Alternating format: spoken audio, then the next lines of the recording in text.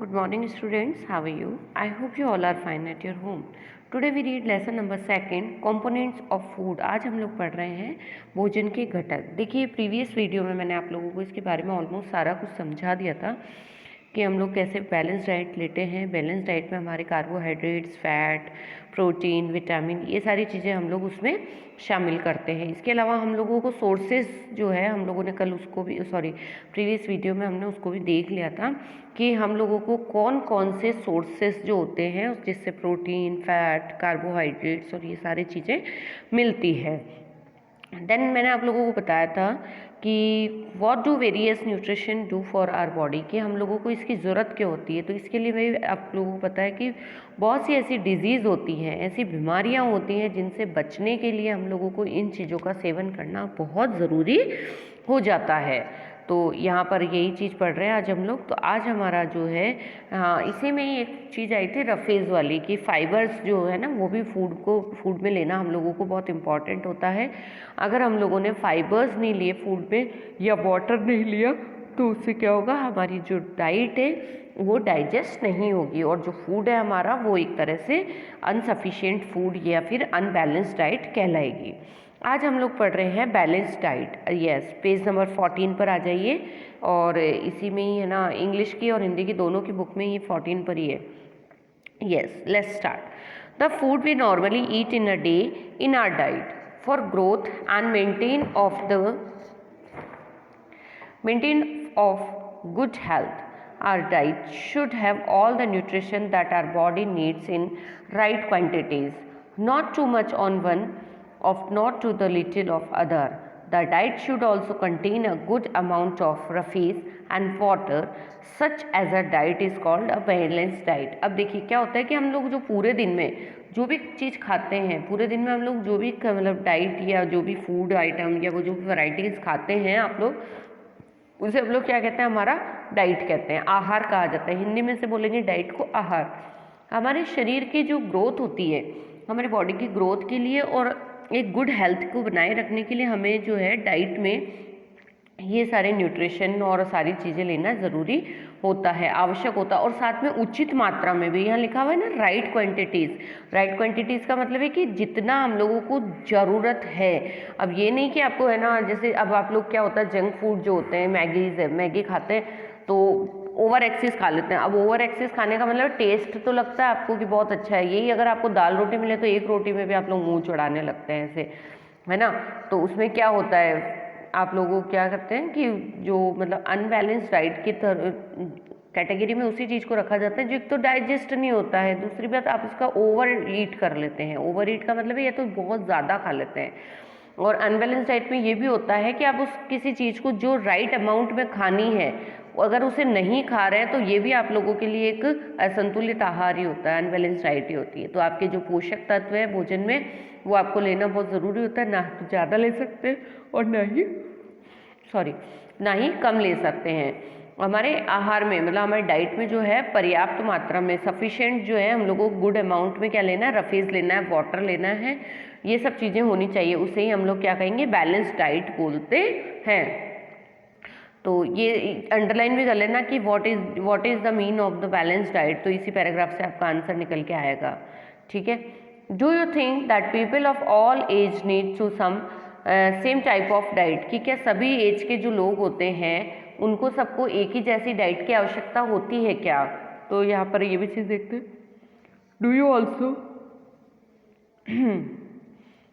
You also think that what we need for a balance diet would depend on a amount of physical work that we do, कि भाई आप लोग जो है balance diet में यहाँ पर ये बात बोलनी जाएगी कि आप लोग सोचते हैं कि हमारा जो बैलेंस डाइट है या संतुलित आहार है हमारे शरीर के कार्य पर निर्भर करता है कि आप कितना वर्क करते हैं। अगर आप लोग हार्ड वर्क करते हैं तो आप लोगों को ज़्यादा भूख लगती है, अगर आप लोग खाते हैं सो जाते हैं तो आप लोगों को फूड डाइजेस्ट ही नहीं होता है, और डाइजेस्ट नहीं होता है तो आप लोगों को ज़्यादा से ज़्यादा खाने की ज़रूरत नहीं पड़ती है। Prepare a chart of whatever you eat over a period of a week. Check whether all the nutrition mentioned all present in are one of the other food item being eaten within a day or so। कि आप लोगों को क्या करना है, एक जो आपका वीक है उसमें आप जो भी खाते हैं उसका एक चार्ट तैयार करना है और उसमें आपकी जो डेली आप जो भी चीज़ खा रहे हैं उसमें सभी पोषक तत्व या न्यूट्रिशन है क्या, ऐसा आपको लिखना है। Pulses, ground nuts, soybean, sprouts, seeds में देखिए कौन कौन से आ गए, मूंग आ गए, बीन्स आ गए, बंगाल ग्राम आ गए, ये सारी चीज़ें आ गई, है ना। Fermented food, south Indian food as a idli, such as idli and a combination of the flour, missi roti और thepla made from the cereals and pulses, जो भी होता है, banana, spinach, sattu, jaggery, available vegetable and other such food provide many nutrition, therefore one can eat a balance diet without expensive food materials. कि आप लोग जो है अपने खाने में देखिए दालें, मूंगफली, सोयाबीन, स्प्राउट्स होते हैं, अंकुरित भोजन होता है। इसके अलावा जैसे कि इडली वगैरह, मिस्सी रोटी, थेपला जो अनाज से और दालों से बनता है, केला, पालक, सत्तू, गुड़, ये सब आप लोगों को क्या करना है, भोजन में कई पोषक तत्व ये हम लोगों को इन चीज़ों से मिलती है। तो इसलिए कोई भी व्यक्ति अगर कम मतलब पैसों में भी मतलब विदाउट एक्सपेंसिव फूड मटेरियल्स है ये, आप लोग अपनी कम पैसों में भी इस चीज़ को, डाइट को अपने फूड में मिला सकते हैं। Eating the right kind of food is not enough. It should be the cooked properly so its nutrition are not lost. Are you aware that sometimes nutrition get lost in the process of cooking and the preparation? अब जो भोजन होता है, सबसे main बात है, जो आपका भोजन होता है, फूड होता है, उसको आप लोगों को उचित प्रकार का भोजन करना ही, मतलब आप लोग जो है बैलेंस डाइट खाना ही ज़रूरी नहीं है, बल्कि उसको पकाना भी, कुकिंग भी उसकी प्रॉपर होनी चाहिए ताकि उसके पोषक तत्व नष्ट नहीं हो। उसमें जो भी प्रॉपरली पकाया हुआ होगा तो उसके न्यूट्रिशन जो है उसमें से नहीं निकलेंगे, और आपको पकाते समय कुछ पोषक तत्व नष्ट हो जाते हैं तो उसको भी आप लोगों को क्या करना है, ध्यान में रखना है। If this vegetable and fruits are washed after cutting and peeling them, it may result is the loss of some vitamins. की कई बार होता है कि हम लोग कुछ सब्जियों को तोड़ते हैं या छीलते हैं तो उसमें से क्या निकल जाते हैं, उसके न्यूट्रिशन निकल जाते हैं। तो उसके लिए क्या करते हैं, the skin of many vegetables and fruits contain vitamins and minerals. जबकि कुछ सब्जियों के छिलके जो होते हैं वो क्या करते हैं, हम लोगों को अच्छी तरह से न्यूट्रिशन देते हैं, मिनरल्स और विटामिन्स उस दिन से प्राप्त होते हैं। जैसे ककड़ी है, ककड़ी को आप छीलकर खाते हैं, कोई फ़ायदा ही नहीं है उसको छीलकर खाने का, उसके जो छिलके हैं ना उसी में न्यूट्रिशन। एप्पल है, एप्पल को आप छीलकर खाते हैं, तो ये सब क्या होते हैं, इसमें आपके बहुत सारे विटामिन्स होते हैं। तो इनको कई बार होता है जो कुछ चीज़ों को छीलकर नहीं खाना चाहिए। We all know that cooking improve the taste of food and make it easier digest. कि हम लोग जानते हैं कि जो कुकिंग किया हुआ फूड होता है वो ज़्यादा टेस्टी होता है और डाइजेस्ट करने के लिए भी आप लोगों को इजी होता है। तो at the same time cooking also result of the loss of contain nutrition. इसीलिए कई बार क्या होता है, हम लोग जो खाना पकाते हैं तो उसमें उसके न्यूट्रिशन जो होता है, उसके विटामिन जो होते हैं वो नष्ट हो जाते हैं। और सब्ज़ी और फ्रूट्स भी होते हैं, वो कई तरह से विटामिन और खनिज लवण होते हैं। दाल चावल को हम लोग बार बार धोने से उसके विटामिन है ना उसमें से, और जो उसके न्यूट्रिशन है वो भी ख़त्म हो जाते हैं। तो कुछ चीज़ें होती है कि कई बार हम लोगों को उनको ओवर एक्सेस पकाने से या कुछ करने से उनकी क्या हो जाती है, उसमें से जो न्यूट्रिशन होते हैं वो गायब हो जाते हैं। अब यहाँ पर हम लोगों ने एक पहेली की बात को नहीं सुना था। पहेली ये जानने के लिए उत्सुक है कि क्या जंतुओं के भोजन में भी ये सभी अवयव होते हैं और क्या उन्हें भी संतुलित भोजन की आवश्यकता होती है क्या। अब यहाँ पर देखिए पहेली, wonder to whether animals food also consist of these different components of food. उनको भी बैलेंस डाइट की नीड होती है क्या। इसका आंसर अभी हम लोगों को आगे मिलेगा, ठीक है। इफ़ द वेजिटेबल्स एंड, हाँ ये पर पहले देख लेते हैं हम लोग, इसको कंटिन्यू करते हैं कि उचित प्रकार का भोजन करना ही पर्याप्त नहीं है, उसके उचित तरीके से पकाना भी इसको ज़रूरी होता है। ये सारी बातें मैंने अभी आपको बता दी थी।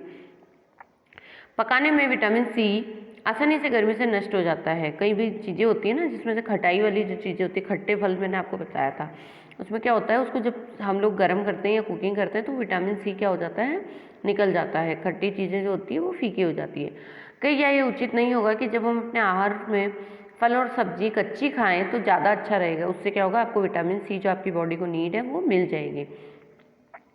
भुजों ने सोचा कि हर समय वसायुक्त खाना ही सर्वोत्तम भोजन है।